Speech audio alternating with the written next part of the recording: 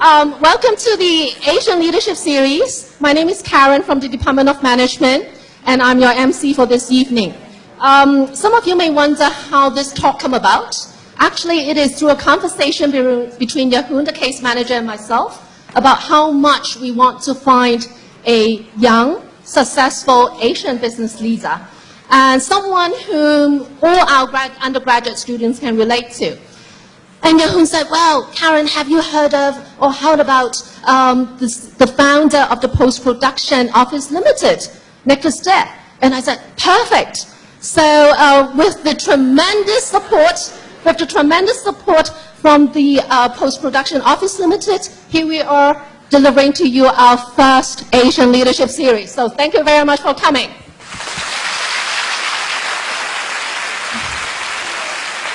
So, since this talk is especially for you students, the whole event is going to be hosted by students. So the format is this. The first 20 minutes or so, Mr. Nicholas Tse is going to share some of his experience and insights with us. And that will be followed by about 45 minutes chatting session between the 3 student interviewers and Mr. Nicholas Tse. And then we'll be rounded up by a 15-minute Q&A session. So may I now invite the 3 student interviewers, Jocelyn, Mandy, and Nathan, to the floor, please.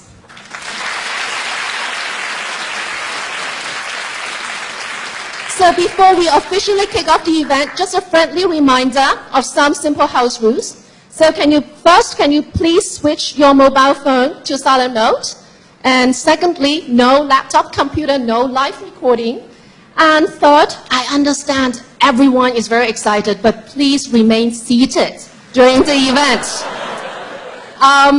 And last but not least, if you want to leave the lecture theater during the event, can you please use the concourse door at the back? So without further ado, may I invite Professor Roger King, Director of the Center for the Business Case Studies, and he himself a highly successful business leader, to kick off the event.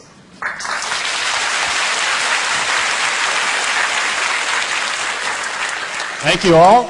It's really a great honor and privilege for HKUST to have Mr. Nicholas Tse here. First of all, I would like to also thank our president, Tony, to be here, and our dean, Dean Leonard Chan.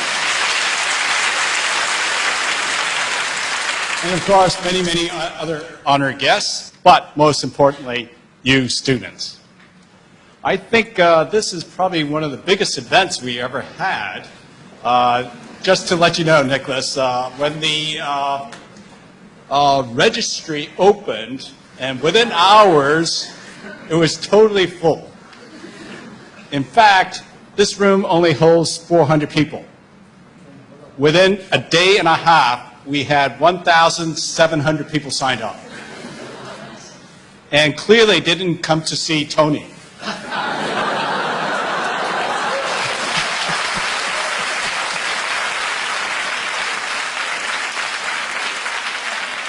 Nor me. But anyway, I was asked to say a few words about our case center, okay? And many of you may or may not be aware of it. We have a case center here in HKUST's Business School, which is relatively new, okay? And let me just tell you why we actually started this thing. It was actually at the encouragement of our dean. And basically, most of you probably are aware of the notion of case study itself. For those of you who may not understand or have had the chance, case study actually brings in real live business situations into the classroom by writing cases on that company usually, but we also back it up with theory and allow students to actually analyze the situation itself. So, but having said that, there are a lot of other schools, particularly Harvard, IB, and Dartmouth and many other schools that do write cases. So why should we be writing cases? Well, one of my colleagues, Professor Peng here, and what we did was before I said to Leonard, yes, we will do this, because he asked me to do it on a pro bono basis, I might say. So I said, well, before we actually do this, let's take a survey and understand what are we currently doing in our school and who uses case method. And so what we did was we actually took a survey of all the faculty members that are teaching the MBA program itself, okay?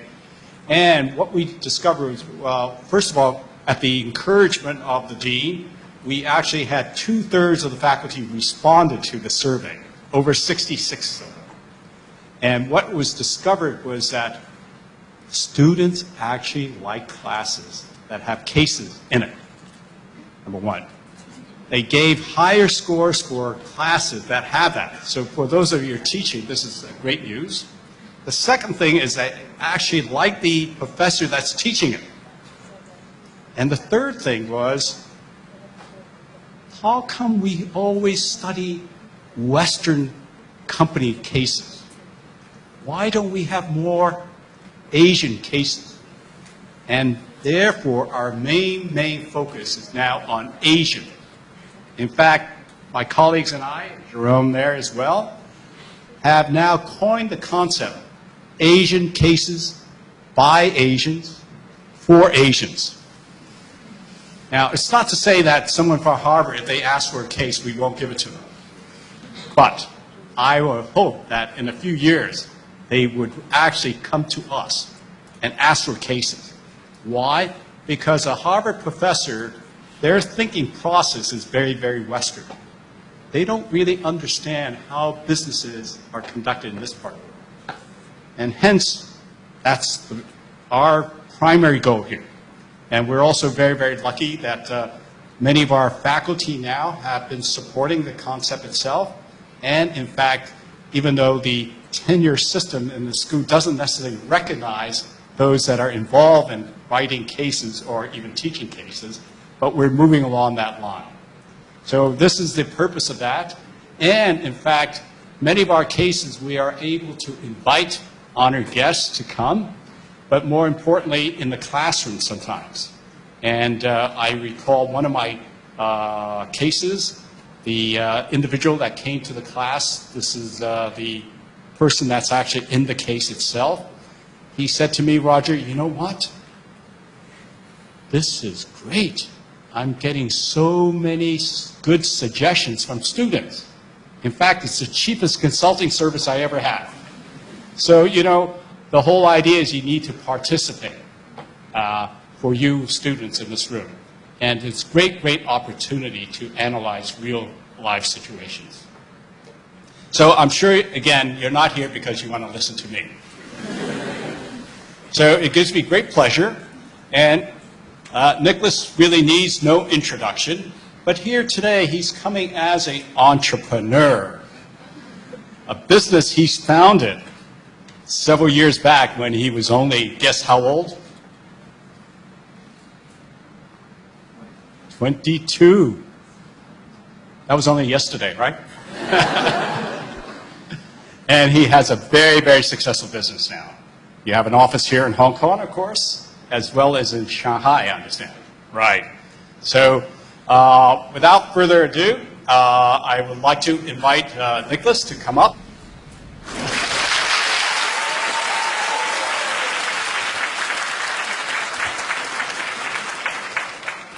That was all for me, right? Hello. Thank you for the warm welcome. And ladies and gentlemen, welcome and thank you for having me on campus. This is truly overwhelming, really. I am instructed to deliver this speech in English, so therefore I will be speaking in English. But if any of you feel more comfortable speaking in Cantonese or in Mandarin, please feel free to do so. I do hope that at the end of this session, both parties, you and I, will gain something out of it and leave behind a somewhat kick-ass memory. All right? Wow, this is really intense right now for me. Really, because maybe it's because it's the first time I'm showing up as an entrepreneur in front of a crowd.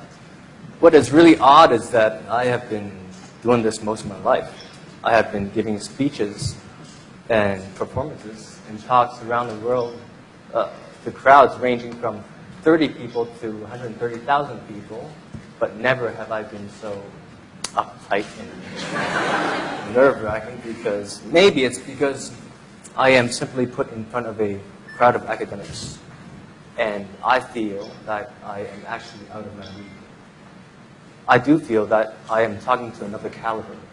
I'm left out. So the first point is really to tell you, I dropped out of school in grade 10. And I urge you really to go through your education. Most of you, I think, have gone halfway, really. You might as well go all the way and grab that damn piece of paper. If I had the chance to take all the wealth, so-called fame and glory that I have now, and buy back 15 years of life, but keep the knowledge that I have now, and relive the physique I had 15 years ago, and trade places with you right now, oh, I would make that trade in a heartbeat. Really, seriously.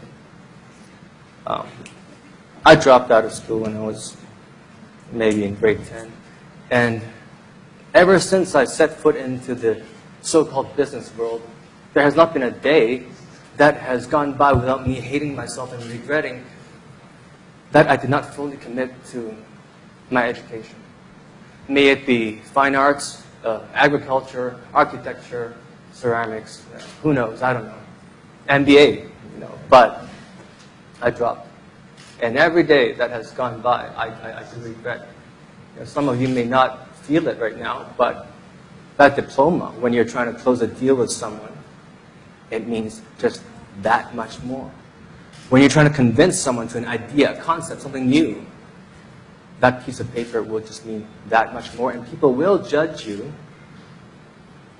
and they will doubt you that much less. That is reality, and it has been hard for me, but so I think I am here to hopefully convince you to go through the education, go all the way, grab that piece of paper before you leave, okay? Do not walk into the obstacles that I have been walking through. So, and for the people who do not know, I have been running a so-called post-production business for the past 9 years, and that's what I do apart from the acting or the singing part, the entertainment part. There is also the business part of Nicholas Sig. We are based in Hong Kong right now. We have a sub-branch in Shanghai. It's doing very well. And we are going to open in Beijing in the end, hopefully, the end of May. Can I say that, please? Yeah. Because we are in a rush, and everything is really planned right now, so I'm looking at my colleague, whether he can pull it off at the end of May. When I say post-production, it's actually, to a lot of people, it's a very foreign term. So what is post-production? Post-production is, I mean by audio dubbing, online editing, offline editing, compositing, animation, computer graphics, all that good stuff. Actually, everything you see right now on television, advertisement-wise, or in the cinema, or even in the internet, every visual image you see right now is actually, it should have undergone the process of post-production in order to achieve a certain standard of broadcast quality. And just by saying that, I'm very happy to say that it's already a very obvious high demand, or else I would not be here today. And so, for a more visual explanation of what I do, I would like to show the company Real. And these are some of the brands that we do represent in Hong Kong or in all mainland China right now. Some of you may recognize or may not recognize it. It's okay.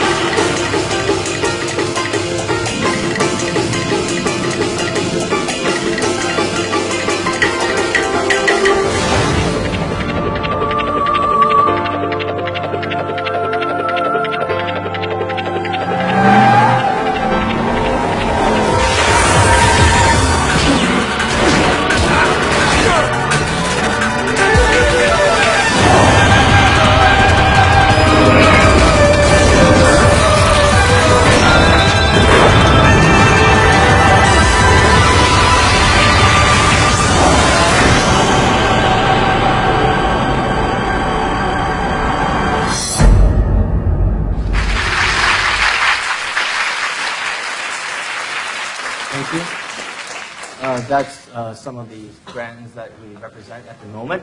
But what you have just seen is the pretty side of the production.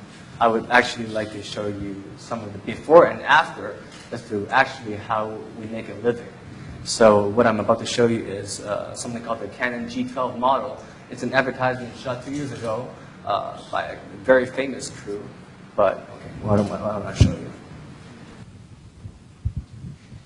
Here you will see in front of a green screen just it's merely a model holding onto a camera, and all it is, sorry, it's actually just a track back shot of this model.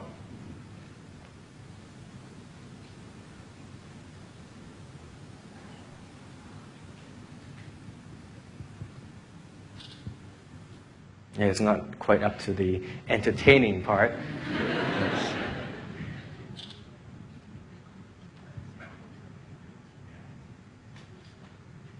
This is the source that we got when we first accepted this project. We have taken the initiative to talk to the producer and the director and say, hey, why don't we do something more interesting and something that is to the next level, graphic-wise. And so, can we please show the next layer?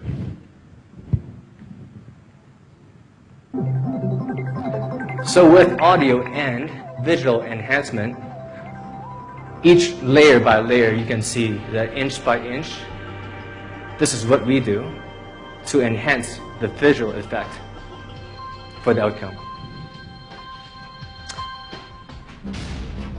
After 1,160 somewhat layers and modeling put onto this image, you get the finished product.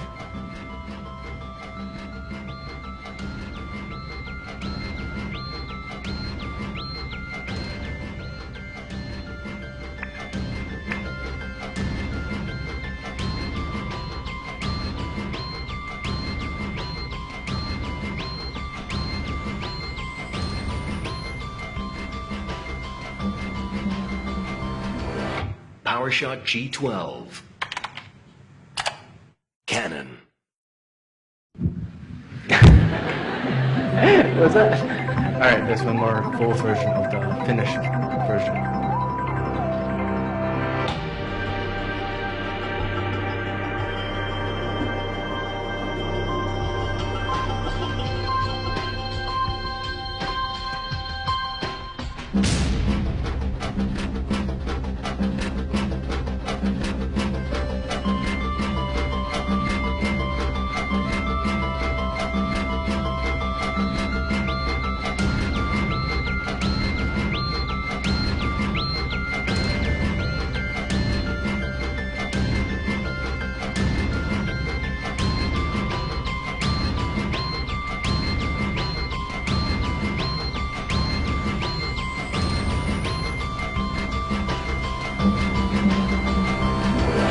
PowerShot G12.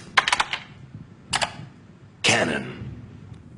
All right, there you have it, and that's what we do for a living. And for the people who do not know post-production, that's what we do. And so any questions so far? Why don't I ask a question? Who in here wants to be successful? Raise your hand if you want to succeed, because I sure as hell do. What's preventing you from raising your hand? All right, anyway, second question, and the more important one. Who's lying? Because I'm pretty sure if you go out there and you ask people who wants to be successful, 99% of the people will tell you, I want to succeed. I want to be the best basketball player. I want to be the best hockey player. I want to be the best artist, engineer, whatever. They will talk. But most of you want to succeed. But are you truly being honest to yourself? Whereas you found your passion, you know your strengths and weaknesses, where to place yourself in the market, how you want people to see you, and how to project yourself in the market. I founded this company because at the age of 22 and 3, between that time, I was on set, on a movie set. And I saw the director go up to the CG, the computer graphics head department, and ask them, could we actually do, I want to do this to the image. Could we add a computer graphic animation into this? And he hesitated. He froze. And I thought, wow. So that stalled for maybe an hour or so. But ticking, tick, tick, tick, tick, tick, all that is money. And he called back to his headquarters and asked for the allowance to say, like, they want to do this and that. So can we please, after days of freezing, multi-million dollars was lost in that process. And at the time, I was releasing a lot of music videos. I was doing a lot of concerts and advertisements and movies. I wanted to enhance visual effects myself. And I thought, wow, this should be our realm. You know, that's our profession. Why are we doing so poor in it? So then, if some of you may have read through interviews that I did sell my property, I leased it for a certain amount of money to invest in this business. I started off with 4 to 6 people, and I bought 1 or 2 second-hand machines to start it off. And luckily, I am here today. But one message I do want to get through is, it seems like Nicholas gambled everything away for a good future. I didn't. It is a gamble, but before I bought those second-hand machines, I actually calculated and I talked to a few producers, and we signed contracts for 3 movies, 2 advertisements, and 3 music videos that would cover my 1.5 years overhead ahead of time. So if I was to fail, I somewhat had a safety net that I won't just kill myself because I sold my house, I sold everything. What do I have left? So I did have a bit of safety net. I don't want to get the wrong message out to the public that, you know, well, we just sold everything. So we can do that too. Please do not. All right. So when I was saying, be honest to yourself, and who wants to be successful, because some of us say we want to be successful, but we don't want to succeed more than we want to sleep. We don't want to succeed more than we want to look cool and go to the karaoke session tonight. We don't want to succeed more than hanging out with friends and going to the cinema. You must be honest to yourself to find the ultimate passion. So therefore, are you willing to sacrifice all these temptations to prevent you from practicing your art? I don't believe the saying of practice makes perfect. To me, there is no perfection. There should always be room for improvement. Practice, to me, practice makes permanence. You will only have a much higher probability not to mess things up. But there is no perfection. That's to me. So. Any questions so far? My butt so far. Well, these 3 guys are actually very intimidating right now, because it feels like that at any moment they're gonna chuck some intellectual questions at me like ninja stars.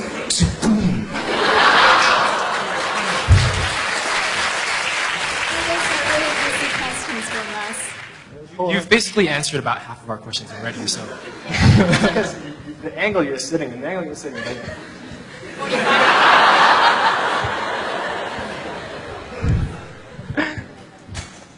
So, really thanks for your brief introduction, and a warm welcome to today's Asian Leadership Series again. So just before our conversation begin, would you prefer us to call you Nick or Nicholas?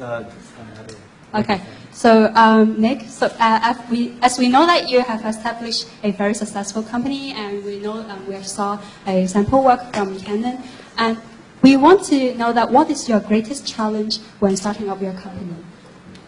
The greatest challenge really is to earn the trust of clients at the age of 23, because it is a human natural instinct not to believe in someone 10 or 20 years younger than you. And to establish that trust is reputation. But that together, it takes time. And we started off with really miniature size work. And earned the trust of some directors and said, you know, are you guys ready to go to the next level? I, of course, would say yes. But then what I've learned is saying yes doesn't mean anything because no one wants to take the fall. And it is a cruel world out there. People will start blaming stuff to, you know, and say, well, Nick screwed it up, it's not me. So what I've done or changed through these years is I don't say yes anymore. I go back and I ask my team, do you think you can do this? And if so, why don't we do a 30-second demo to shut their mouth, period. So the hardest part, the hardest challenge is really to, I think for any business, is to earn the trust. Actually, mentioning that, I myself, ever since I was little, I loved Hong Kong action movies. I still do. I really do, with all my passion. Being honest with myself, I can tell you, I love action movies, and I'm willing to put my life on the line, literally, if it takes, and to protect Hong Kong action. So, 10 years ago, I made myself a little promise. I said, look, if I'm going to be in this business, I want to be an action star, at least participate in one of those Jackie Chan cool movies, or the Jet Li style movies, or Donnie Yen movies. And I'll show you this, actually. It's more of a present to my son.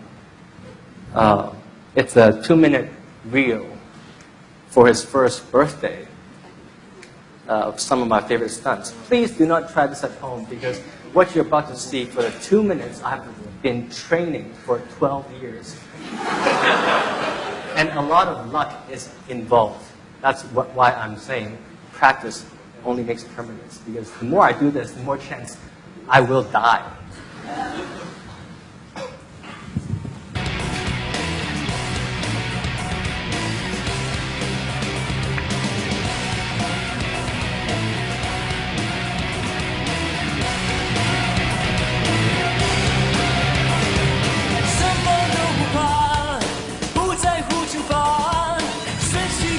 Jumping off the 41st floor is never wise, but I did that 19 times. Yeah, and that was only 1 or 2 feet away from breaking my neck.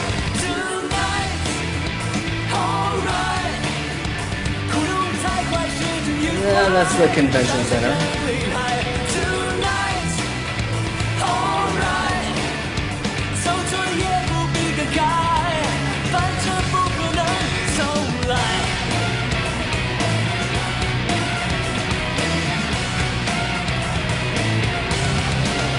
It's funny, they say you can put these paddings on, but wherever you hit, it never hits the pad, it hits you.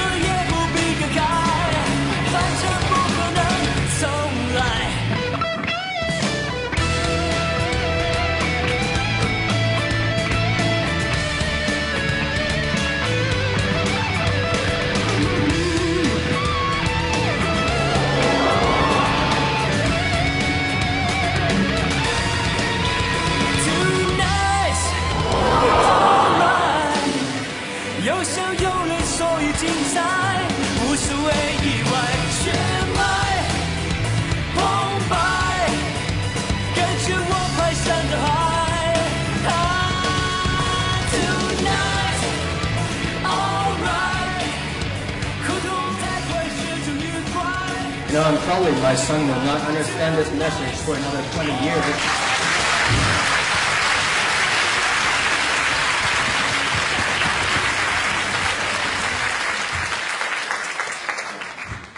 Thank God I'm still here in one piece.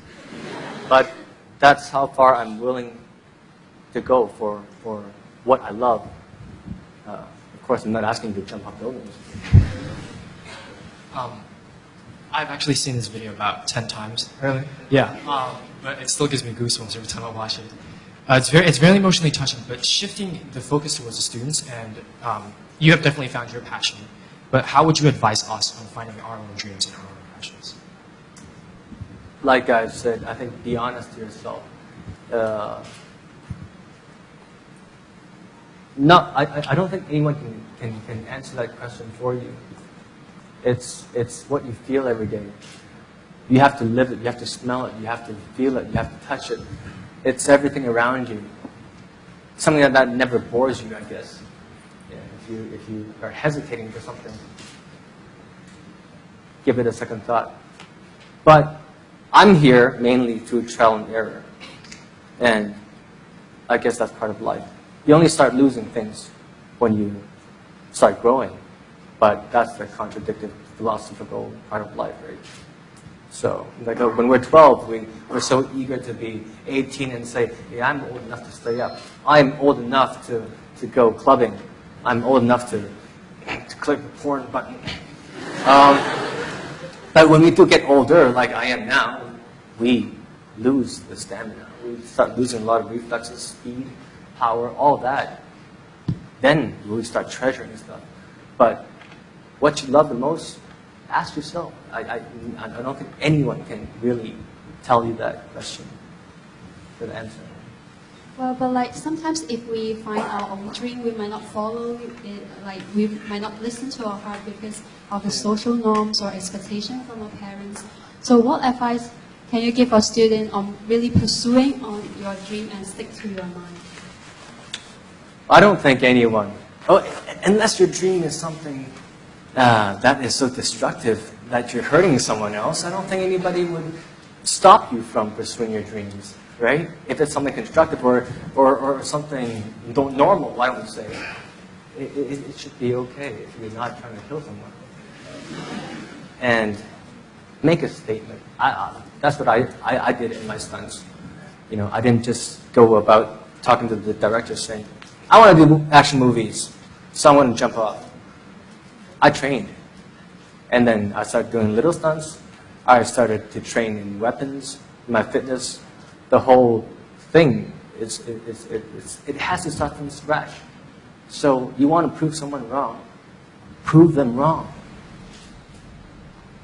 Regarding this as Asian leadership series where you, we invite you to talk about your passion, your leadership experience, then what do you think is the one key leadership quality that you think is the most important that leads you to success? One of the most important leadership qualities, I think, is to know yourself and to place the correct people in the correct position. You know, really, after I started this company, a lot of people say, and they ask me, right to the point, what the hell do you know about post-production? And to be honest, if you ask me to sit in front of a multi-million-dollar machine and ask me to color grade, will I do as well as my staff? I will not. I will fail. I will crash. But I don't know how many of you follow football, but for example, let's say last night Chelsea and Manchester United played a game. All right? See, we got interaction now. Yay. The manager of Manchester United, Mr. Ferguson, he's not going on the field and doing corner kicks and free kicks or saving the ball. He's placing the correct people in the correct position. If Rooney scored a goal, is it purely Rooney's glory that he scored the goal? Or was it also because Mr. Ferguson placed him in the correct position so he had the chance to be assisted then to score? So I think to place the correct people in the correct position, to do their work, do the jobs, and then to inspire, to dedicate, to motivate, all that together, seeing through your staff, being honest to yourself, your work, and your staff, all that together I think is really important. Nicholas, speaking of human resources, speaking of corporate leadership, we have about 350 students sitting here today, and they might just happen to be interested to apply for your company. Feel free, please. So, just maybe. But so, for qualities of your employees, what specific qualities of your employees do you look for? Creative thinking. And because in a business like ours, it's imperative that every job is unique. We cannot duplicate jobs. Actually, I'm not quite happy with my business model because of that. It makes it very tough. Whereas we're not in a job where robots or machines can just keep printing and make money out of that product. Each job is unique. So when I look for people in our staff, I look for creative thinking, motivation, energy that they want to bring into the image, and of course technique, and maybe some inborn sense or talent. So you have many staff in your company. So how do you encourage a creative thinking in your company? We have over 130 staff right now, and after opening Beijing, we might raise that number by a bit. I actually take them on to. I participate in the daily routine of their lives. It might surprise you, but I sometimes I cook for them. I make them desserts, or as some of you might have read on the newspapers, we have just went on a pretty fancy vacation. Do we have that meal here? Okay.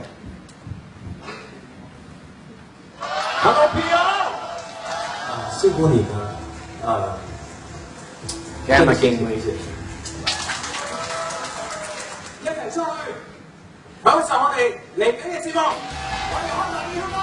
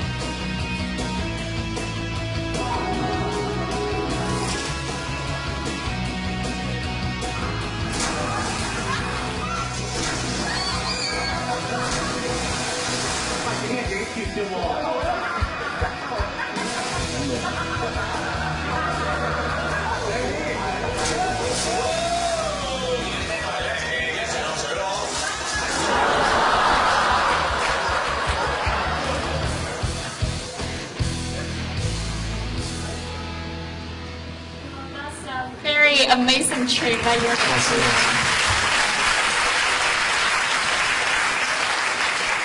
As we can see from the video, we know that you actually have a very good relationship with your employees, your workers. And, I'm wondering, what is your company's philosophy regarding work-life balance? Do you often go to like overseas trip with your employees? Yes, I do. Yes, I do. I try to participate as much as I can. And trips like these, it's rare to come by these days. And I'm not just throwing a multi-million-dollar trip for them and say, hey, you know, take this, go enjoy yourself. You got to be part of it. You got to live through their eyes, see what they're going through, solve the problem before it actually hits the rock, and before the collision starts. Solve the problem, and you will earn the utmost respect. The difference, I think, between a world-class company and a mediocre company, if you are feared, your staff will only work as hard as to not get fired. But if you're respected, not only will you have staff, you will have a team. Not only will you have a team, you will have an army. And they will go that extra mile. They will push that extra mile to fight for you, for the company, And that is the difference between a world-class company and just that's not bad. So you have mentioned earlier that trust is very important in your company. So how do you build trust with your employee among Shanghai, Beijing, and Hong Kong? Oh, we actually take turns. We send some of our senior partners, our senior engineers up to mainland China, and we train new people. Our business is actually very creative and human-based business, whereas we need a lot of people, and that's where the next challenge for me lies, is to find people like you, who are young, who have potential to enhance better graphics, and have that motivation to say, I can take this up to the next level. I think the whole world is asking for people like you right now. Steven Spielberg in 2011 last year announced that he's going to dump in $1.5 billion into Shanghai, doing post-production in DreamWorks. And to me, yes, that is scary. That is a big competitor. But I'm happy that just to know that there's such a high demand, so therefore supply is also needed. So.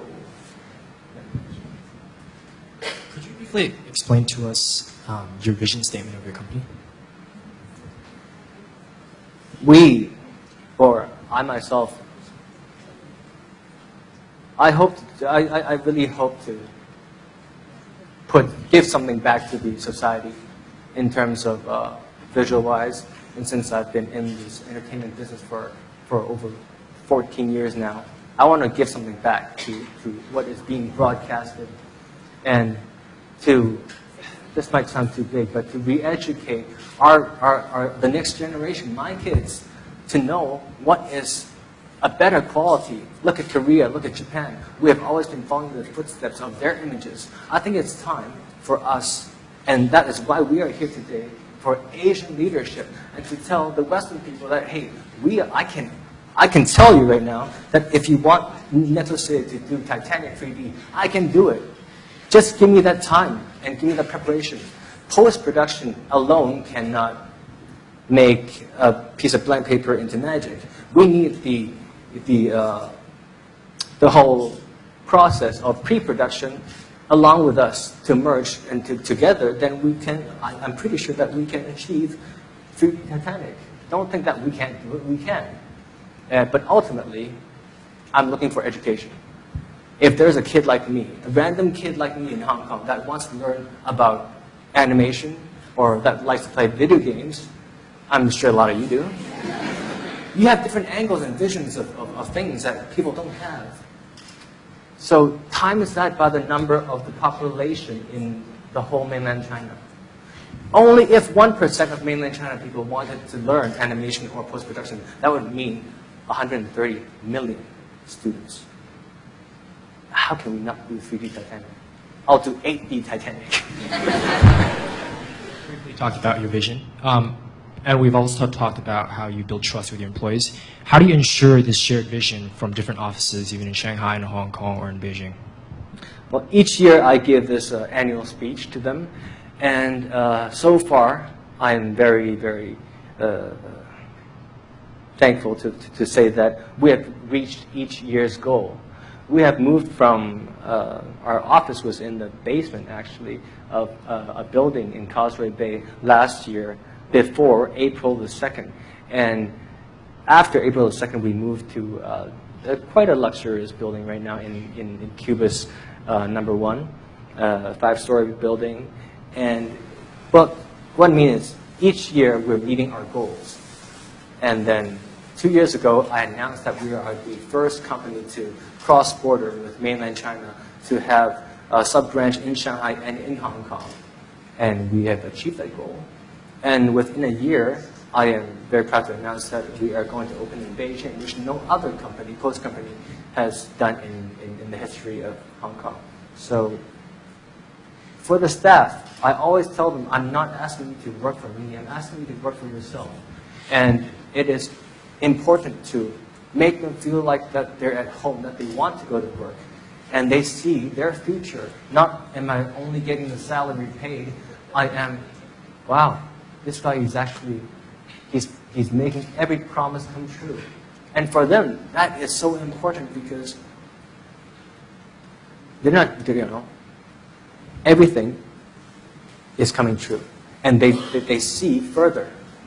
And I think that is very important for everyone. Working in the creative media industry, I suppose that there could be some diverging opinions amongst your work. Then when you actually face such type of situation, how would you settle those disagreements? Well, post-production is really a passive, it's sadly to say, it's a passive, very passive business. For the past maybe few hundred years, I think post-production is to do what we are ordered to do by the producers or the directors of people who shoot these commercials. But we have managed somewhat to turn it around, to take the initiative to actually go to the meeting with the directors and say, is this what you're trying to achieve, or what are you trying to achieve? Why don't we go this way? So now we're participating more into the pre-production to ensure that we will get a good quality out on the post-production. That is mainly what we do. Has there ever been a time when other companies try to steal the employees from you? Since I guess in the creative media industry, then there could be some intense competition in getting the right talents. Yes, there has been. And I think it was about 5-6 years ago. One of our competitors was willing to pay 5 times the payroll for 20 of my staff to walk away from my company. And to tell you the truth, I mean, 5 times the payroll, I myself would think twice. But out of 20 people, only 1 left, and I don't blame anybody for it. They must have their own reasons. But I'm very proud to say that we kept 19 of them. And I did ask them why. I said, so really, why are you staying? What is it that's making you stay in my company? I'm not paying you any more than other people. And they replied simply that we're happy when we're here. We feel like home. We know how to bring a smile to our work. That actually shocked me quite a bit on how the new generation values their life today. Not only do they wish for a high salary, but they need to be respected, loved, and cared for, and feel that this is our home. There was once when we were moving to the new company, actually, I called on a vacation. I said, all right, guys, stop today. We're not going to work. And they said, so what are we going to do? I said, we're going to go look for a new office together. And they were actually quite shocked. And the army of us just, we were strolling through all these buildings. And they asked, so why are we looking at this? I said, because you're the ones who are sitting here 18 hours per day, not me. I want you to feel that you're at home. I want you to wake up and be motivated and say, hey, I want to go back and fix that. I think I can do better. These little things accumulate to a better crew. That's really inspiring. So it is inevitable that there are ups and downs in our lives. So how do you stay positive? Stay positive. I consider myself very lucky, and we all should. All this we have right now is really a privilege. I remind myself that every day. The fact that I'm just alive doing all those crazy stunts, I'm thankful. I just keep reminding myself that every day. As simple as that.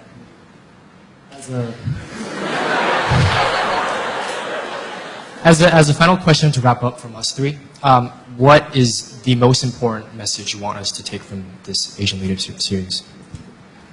All this is great, and I don't know how you. I thank you for the warm welcome, but all this did, if only to see stuff, right? I'm not asking any of you to to totally embrace this guy's personality or the way he works or the way he does his job. Not to replicate or duplicate, but to find yourself and find or pick up from this guy what is useful to you in your lifestyle and make it compatible and find yourself. So from me, I hope that you can find little bits and pieces and put into your lifestyle and create your own dreams. Because my dream is to make the make-believe believable, and I will keep on doing that for a long, long time. Although I said that was the final question, I do have another one. You've actually mentioned a lot of qualities. You talked about being charismatic and how you lead your team, how you make them like you. Well, you don't make them like you; they just like you. You talk about bringing them to different places, and so what are some really important leadership qualities that a leader must have? Well, another one I would say is to set as an example. You know, you can talk all you want. I can talk about stunts all I want, but when you're really put under the spotlight and you don't know your stuff, I don't care how much you talk. You can talk forever, but can you make that jump?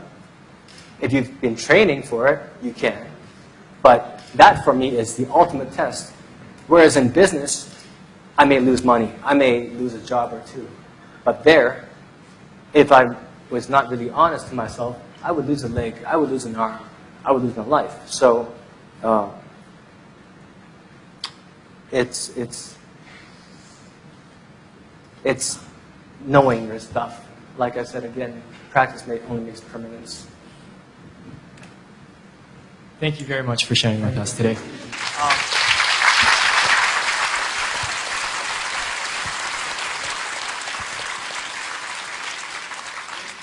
Thank you for really encouraging us to pursue our own dreams and our own passions. And although we've asked quite a few questions, I'm sure the audience here has many more questions to ask you, so we will now open questions to the floor. Just as a reminder, today's session is focused on entrepreneurship, leadership. This is important. Keep in mind that today's session is focused on entrepreneurship, leadership, and management, so questions that fall out of these categories will not be entertained.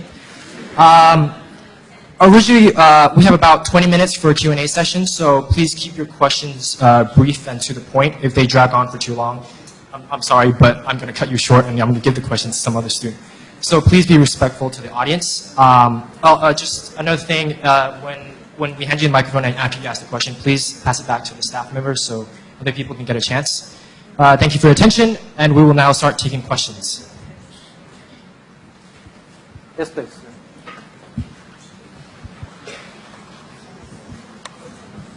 Hi, Nicholas. Very nice to see you here. Actually, we all know you as a very successful actor and singer. Am I right? And instead of being an entrepreneur, so I just want to ask, how did your great fame affect your operation, your business? And is there any negative effects? Because there must be some negative effects. Yeah. Thank you very much.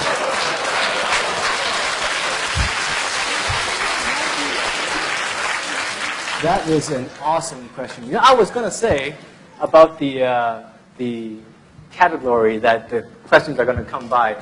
I was going to say, if anyone was going to ask me for an autograph, I'll sign the autograph, you know, if you can ask me a question that I would stutter, because after all, we are in the study of MBA, so why not start negotiating, right? But I like that question. Yes, I did not launch to the public that I have this company, until April 2nd last year. So I've been actually going undercover for 7 years, and it has been really hard. And actually I forgot to mention, it is another challenge for me to be such low key and still participate in the company. And why I kept it a secret was because I just thought, if I really wanted to prove myself as an entrepreneur, first, I do not want to use my fame, the so-called fame, to assist it. And also, I do think that it will actually harm it in a way, because the press is just going to eat me up. he's another the so-called actor who is trying to do a business. But then how successful am I really? I myself want the real answer. And therefore I kept it a secret. And I hope my clients are coming in because of that they know they can rely on PO and rely on me as the CEO, but not as, I'm going to give him a bit of credit because he just participated in my action meeting. No, I do not want that. And it has been painful sitting in the office, seeing all these people, all the directors come by and say, I'm here for dubbing. You're here again. I'm still here for dubbing. I've been doing that for 8 years. And then thank whoever's up there that's looking after me. That last year I can present to the public that this is my company. And they completely bought that you were dubbing for 8 years? You think I'm happy? It's true though. Yeah. Any other questions? Yes. Hi, Nicholas. My name is Johnny. And I know that you were doing really great at the age of 22 in the entertainment industry. And I want to know what motivated you to establish the post-production at the age of 22. Because you were enjoying quite a lot of fame and money. So yeah, you should have sacrificed quite a lot. So what motivated you to establish the company? Thank you. Like I mentioned before, that little crisis I saw on set with the movie thing, with the hesitation, with the post-production, I was quite upset. And ultimately, I do want to give something back to the society and say, I hope in the near future. Well, a lot of times when I was trying to sell a concept or an idea for my own music video back at the time, I was always banned. I was always given the answer saying, you can't do that. Why? It's too expensive and we don't have the technology. You got to go to Hollywood for that. I said, really? Well, Korea just did one that's quite similar and I don't think, they went to Hollywood for it. So I was pissed off that we are relying so much on the Western technology, whereas we have, to be honest, even today, we have the exact same machinery that they do. It's just the culture that is different. What's the difference between Brazilian soccer and China soccer? We've got the same balls, right? But it's the culture that they live it, they breathe it. Each kid all they have is a soccer ball and they're playing it every day. Like our badminton. It's the same, but it's a difference in culture, and I wanted to make a difference. I wanted to make a statement. Yeah, go ahead. So see, was there ever a time that you wanted to, you felt yourself drifting away from the business?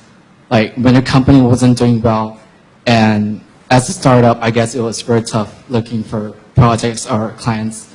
And how do you take time off your acting work to spend time in your company? And was there ever a time that you felt like giving up or just very tired of this whole thing? No, I have not. And I do feel tired sometimes, as do my staff. But as much as we love our jobs, we have never thought that, not a second has slipped by my mind that I would give up this business. Because I believe, simply as simple as that, I believe, and I see it's a very logical business. China last year became the third most movie productive country in the world, first being Indonesia, or India, second being the States, third is China. We made 716 movies last year. That's almost 2 movies per day. Now how much post-production is needed if that much of hours of movies are made each day? It's a very logical business if you know, so much pre-production is made, and there must be a space for post-production.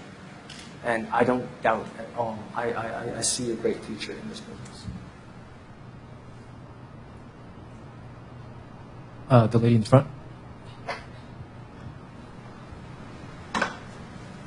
Hi. You have mentioned about the challenges your company had before. How about the great success of your company? It's doing okay.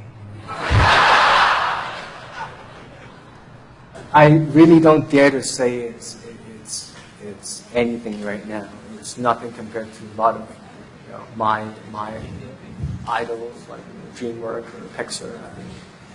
But we're getting there, and I do believe that if no one's going to start it off, it might as well be me. So we're trying. Yeah, the lady in the gray sweater. Oh, hi, because you have been very successful in different areas. Like, you're a very good actor and entrepreneur. So how do you manage your time so well? Like, you must be very busy, right? I have to give this credit to my staff. A lot of times I'm away. I'm not in Hong Kong. I'm not in mainland China. I'm all over the place. And we have established a trust and a kind of a harmony that we are in sync. We know what we want to achieve. So this, I give all the credit to my staff. When I'm not here, they will make the harsh decisions, and or through the internet, we will communicate, and we are just playing our rules. Guy with the shirt in the back. Hi, Nicholas. I'm called Nicholas as well, and I hope I'll be as successful as you one day. So we know about a lot of your glory, success, and I'm curious about what mistake have you done before for you as a leader, and what have you done to rectify your mistakes as a leader? Thank you.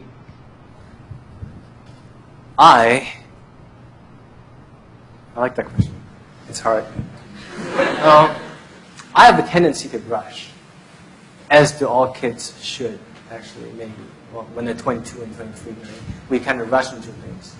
And when I first started this business, I did not go all the way to know each and every part or department of how to run the business. Or I had the picture of it, but then it came to the part where I had to buy really expensive machinery. When I was buying the second-hand, like I mentioned before, the second-hand piece of, it was a telecine, it was a color corrector. I bought a broken piece of machine. And that cost us it paid a hefty price. And we had to, the maintenance for that machine cost us a lot. And luckily, we were able to survive that little crisis. But yes, I did make these mistakes.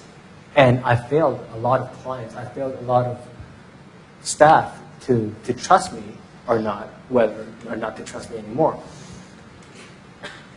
Of course, I was cheated also, but you can never really blame anybody but yourself as a leader. That, yes, I did fail in buying a wrong piece of equipment. Yes, I did. Yeah. Yeah, the lady in red.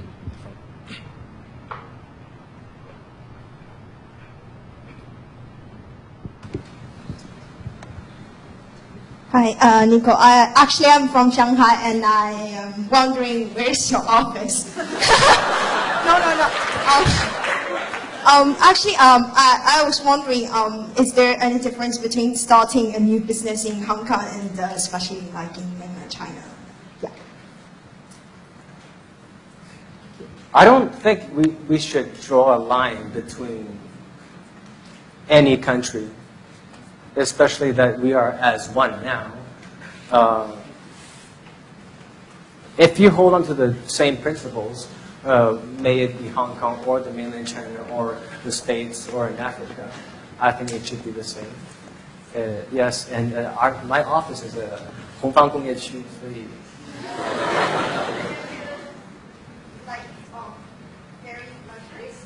It's okay. We might expand in the summer.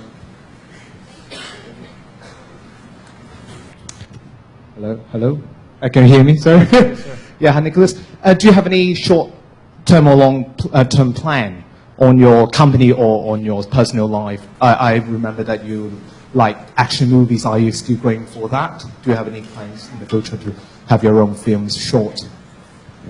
Sorry, this is irrelevant to entrepreneurship. That's all right. It's okay. Actually,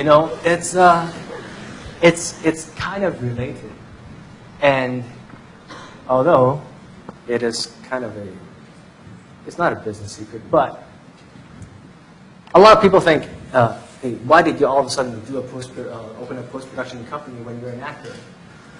Does it sound that ridiculous? Am I jumping from acting to cooking? I am not.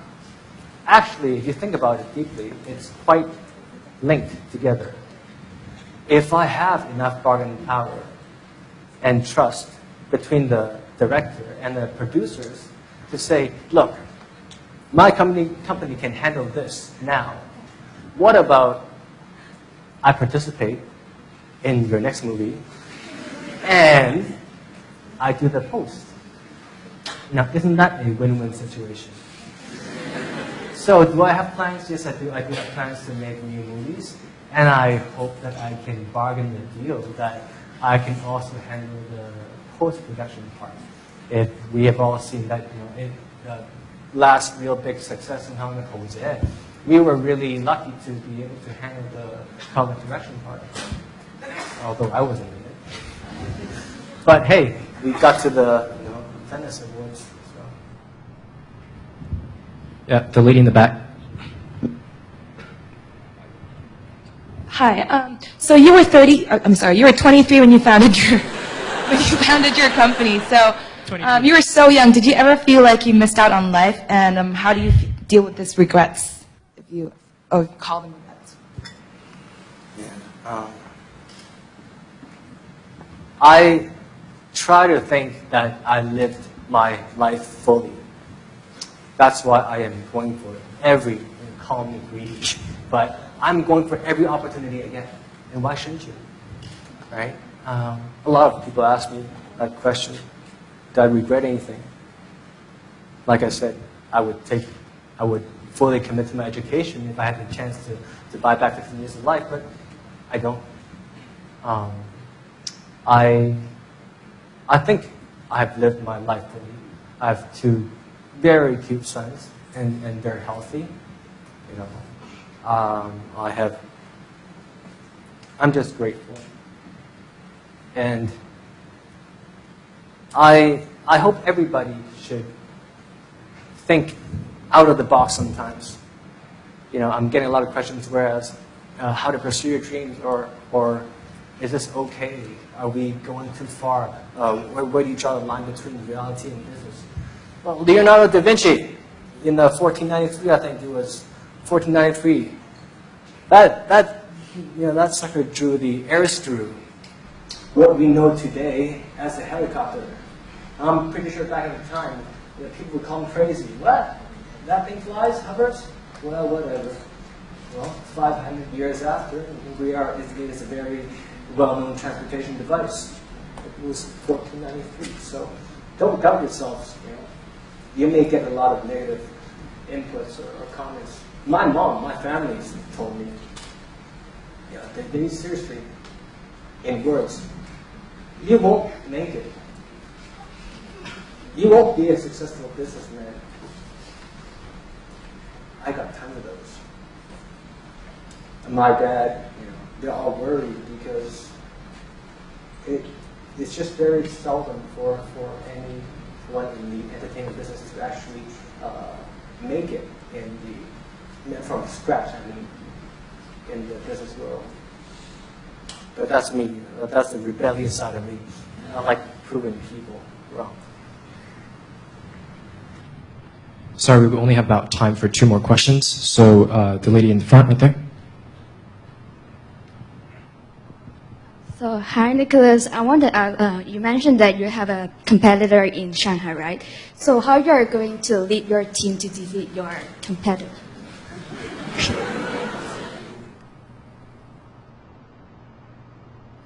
Yeah, competitors are everywhere, and I like the thought of friendly competition. Only through that will the clients know who is better, and that makes us to excel, to thrive more for excellence. You know, if anything was monopolized by only one brand name, they won't fight. There's no one to be in the race. You can walk that marathon and still win. If you're the only one walking, right, or running, we just do our job as we should every day, regardless if there is a competitor. If that is Steven Spielberg's DreamWorks coming into Shanghai or not, I'm just doing my job, as should my staff. All right, our last question will go to the guy in the black shirt. Hi, listeners. My name is Lincoln. As you mentioned that the technique and the skills of production in Hong Kong is not that far from the Western industry. So I want to, the only difference is in terms of culture. So I want to ask, do you have any plans to bring the post-production office to the international market by overcoming this barrier? Wow. Right now, I have to say, I don't have that ability yet, because I have put all my efforts and investments into first handling our home, China. But I do believe that, you know, what's a movie called? Sometimes, right? The Christian Bale came to us, you know, he participated in a China-based movie.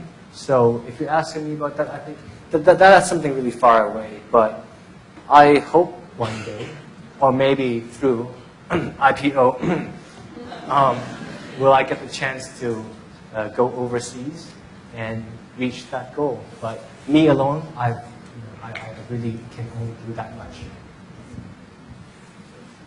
Our last question will go to President Tony Chen. Will you do the honors?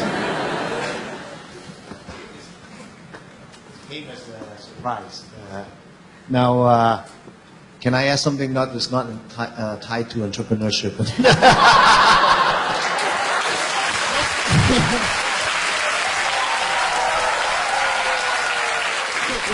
think everybody wants to ask that kind of question. Sorry. I won't entertain this, but I don't know if he's feeling generous. Yeah. Some of us sitting here are a little bit older than most of the people here, and some of us grew up with movies related to your family. So no, but I wasn't going to ask about that. I was going to ask. There must be a lot of family pressure, just not maybe implicit, to live up to the family fame. Maybe founding a new company, finding your own place, making your own name. I just wonder how your view of this, how you live through this. Must be a lot of expectation that a lot of our students also feel. Before you say you have to find your own passion, but a lot of our students also feel the pressure from the family. There's a lot of family expectation. So for you, with the particular family that you have, with the fame and so on, you must feel that 10 times more than our typical students. I want to hear what your view on this. That's a good question. Really, but I used to hate that shadow that overpowers Nicholas Lee, because I am the son of whom and whom. But I have learned, maybe because I started working at the age of 15 or 16, and now, did my parents do anything wrong? I have learned to accept and actually be proud of who they are. I used to really hate that shadow. Seriously.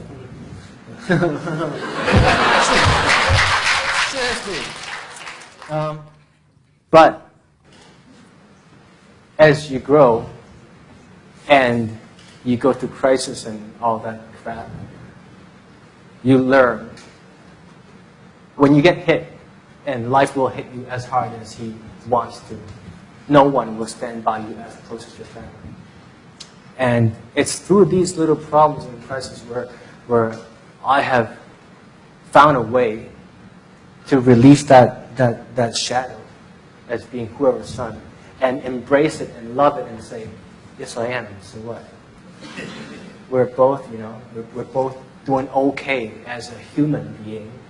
And in this business, in the entertainment business, I am proud now to hold his, my father or my mother's hand and say, we've done our part in this business. So really, I know, because I have kids also. And sometimes I think about it, when I think about it, and I ask myself, wow, I'm under a lot of pressure. I was under the eyes of 6 million people in the population of Hong Kong, watching me grow up as the son of Patrick Xi.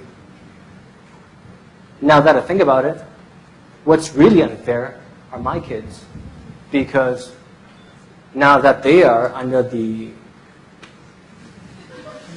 the lens of 1.3 billion people in China, and my kids are under more pressure than I am.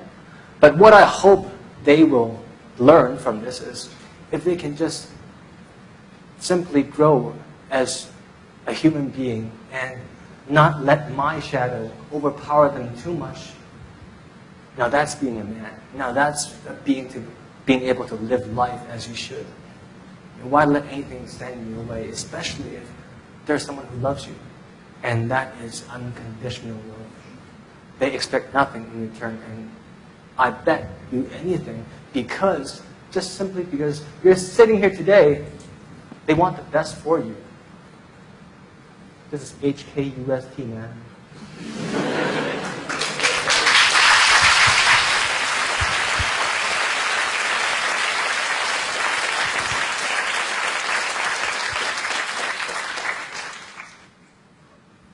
All right, that will officially end the Q&A session. Karen, back to you. Okay, let's give them a round of applause. That was...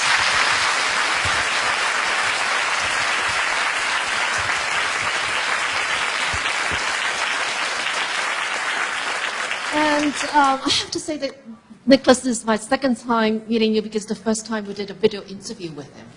And that will be showing in the forthcoming classes.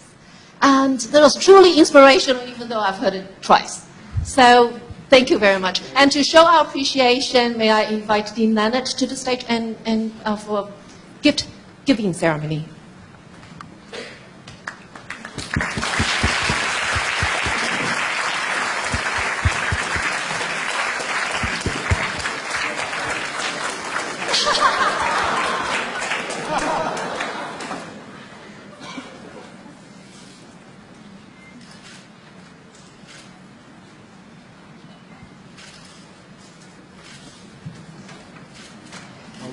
Thank you. And Dean Leonard, please remain on stage. May I now invite President Tony Chan and Professor Roger King, and also the 3 student interviewers, please join Nicholas for a photo. Oh.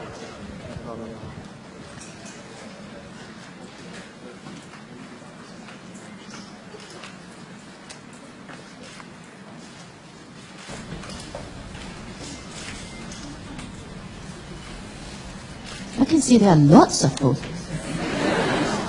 I think Karen, Winnie, and Jerome should come up here as well.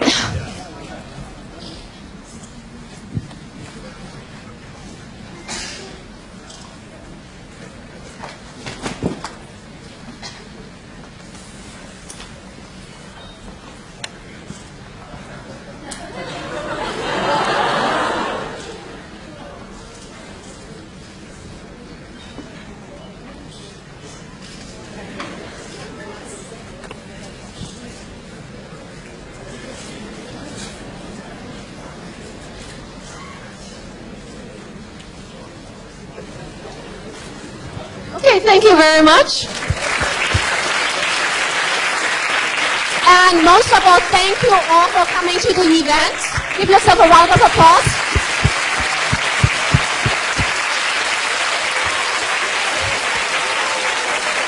Now, a couple of announcements. I'm sure that many of you are very interested in joining Post-Production Limited, right?